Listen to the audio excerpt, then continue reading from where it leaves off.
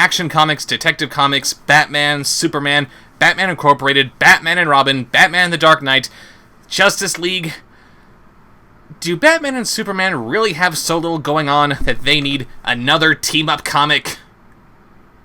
I know, I said that I'd never read another New 52 story again in my credits for The Death of the Family, but this is what I get for being an optimist. I still have to hang on to some lingering thread of hope that just because I read one story that turned out to be crap, that doesn't mean that the next story will be bad, right?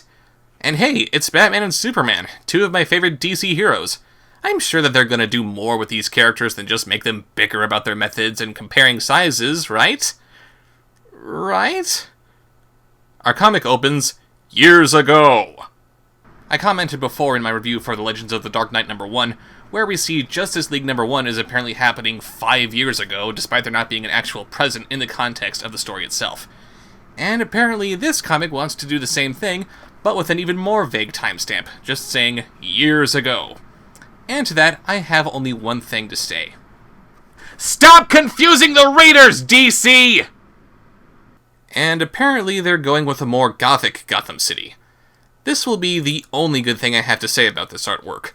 As for the rest of it, it's pretty hard for me to say anything positive about it when almost every character looks like they come straight out of Twilight. Also, apparently the artist doesn't know how to draw blimps. These things look like flying blue whales with bird nests haphazardly tied beneath them. Anyway, we begin with a little narration from Clark Kent as he walks through the streets of Gotham. My dad always warned me about Gotham City. Yes, because parents of the Midwest are always warning their children about dangerous cities on the eastern seaboard. Incidentally, my mother often told me about the most dangerous city in the entire world. Hoboken! Growing up on a farm, you learn that human beings are small and weak. Because that's the attitude of someone who sees the potential good in everybody, right?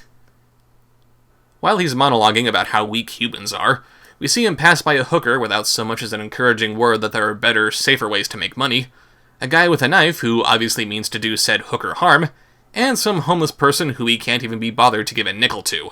Our hero, ladies and gentlemen! He spots a couple of kids picking on a boy of Arabic descent, and I gotta complain about the art again. They're calling him Muhammad, which suggests that they're old enough to learn about the wonderful world of anti-Islamic sentiment, but they're drawn with really big, really round heads, and with very short hair, which makes them look too young to know what Muslims are or why they should hate them. Also, I think they're supposed to be in a park, but look at that bench that Batman's sitting on. Yeah, this is Batman dressed up as a hobo narrating to us and just sitting back as this poor kid is getting beaten up. But back to the point, just look at this bench. Who the hell designed that thing? Now, granted, I think it's awesome, and I'd probably have it in my backyard if I could, but I really don't see this monstrosity getting approved by the city. It looks like anyone sitting in it could easily kill themselves just by leaning their head back slightly. Anyway, Batman just sits back and lets this poor kid get beaten up because he's convinced that this kid's tougher than I was. He's thinking about it now. Seconds away from changing everything. Do it. Do what? This kid's getting his ass kicked! If he's really tougher than you think he is, this wouldn't even be happening in the first place! And one more note on the art. Apparently everyone here has Youngblood's disease.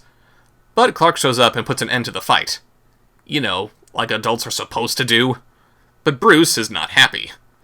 Big man, playing the hero. Says the guy who just came back from training all over the world and is going to be spending the rest of his life and billions of dollars playing the hero! Clark is rightly indignant about Bruce standing by and doing nothing, but Bruce just says, not too sure he wanted the help. And then we see the kid give Clark the bird. We're only 3 pages into this comic and I'm already confused beyond belief. Why are these kids pissed off at Clark for chasing away a bunch of bullies who are beating them up? Why is a comic that's intended for a teenage audience not afraid of showing racism, but it is afraid of showing the middle finger when it's a fairly common sight in a lot of PG-13 movies? Why is Bruce sitting in the park dressed as a hobo when he should be at Wayne Enterprises? What's making Bruce think that the kids didn't want any help? Where did their eyes go? Explain! Explain! Explain! Clark and Bruce start talking, and I gotta laugh at how easily Clark sees through Bruce's disguise, but Bruce doesn't recognize that Clark is actually Superman. Those are some mighty fine glasses he's wearing. He tells Bruce about how 3 employees of Wayne Enterprises who have been stationed in Metropolis have been murdered, and asks if he knows anything about them. So Clark comes to Gotham to tell Bruce about these murders, and he just happens to bump into him as he's randomly walking through the park. That's pretty freaking lucky, don't you think? And since Clark actually went through the trouble of coming here himself, I guess he must have forgotten what telephones are. But Bruce just tosses the photos back at Clark and walks off. People are in danger, Mr. Wayne. Or don't you care? And you think you can help them? Like you helped that kid? Thanks to you, that bully will probably come back tomorrow and beat him up twice as hard. And I'll be here again, just sitting back and watching him get beaten up twice as hard.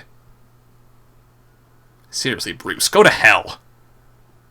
We then cut to a flashback where Clark monologues about how, despite his adopted parents being dead, they'll always be with him. And on the flip side, we also have Bruce monologuing about his parents. My father read anything I asked him to, no matter how strange or scary. Daddy, I found this magazine under your mattress. Can you read it to me? Of course, son. He explained everything, answered every question, made it all make sense. Until it didn't. The fairly positive reviews for the first Transformers movie were just coming in. That's when the world stopped making sense. That's what Kent can't understand. He wants answers. But sometimes there aren't any. Yes, the world's greatest detective still hasn't figured out that his parents are dead because someone was desperate for money and sadly couldn't think of a better solution to his problems. And I know that sometimes there really are some questions out there that can't be answered, but who killed 3 Wayne Enterprises employees by slashing them in the face isn't one of them. Somebody did this. There's obviously some kind of motive behind them beyond just being random attacks. Anyway, Bruce calls all of his employees in Metropolis and pays them all to relocate for the night. Seems kinda like a bad idea to just throw money at these people who may or may not spend it to get out of town, when you could have easily just put them into the protective care of Metropolis PD, but this former special ops guy, now working for Bruce, decides to stay where he is. And as such, he's being attacked by Catwoman. And I'm left wondering if this guy just happened to be next on Catwoman's hit list, or if she's only just now getting around to him after she's discovered that everyone else on her list has skipped town. But then I have to remind myself that if the Joker can do all the crap that he did in a couple of hours back in the Death of the Family, then apparently everyone in the DC universe has super speed.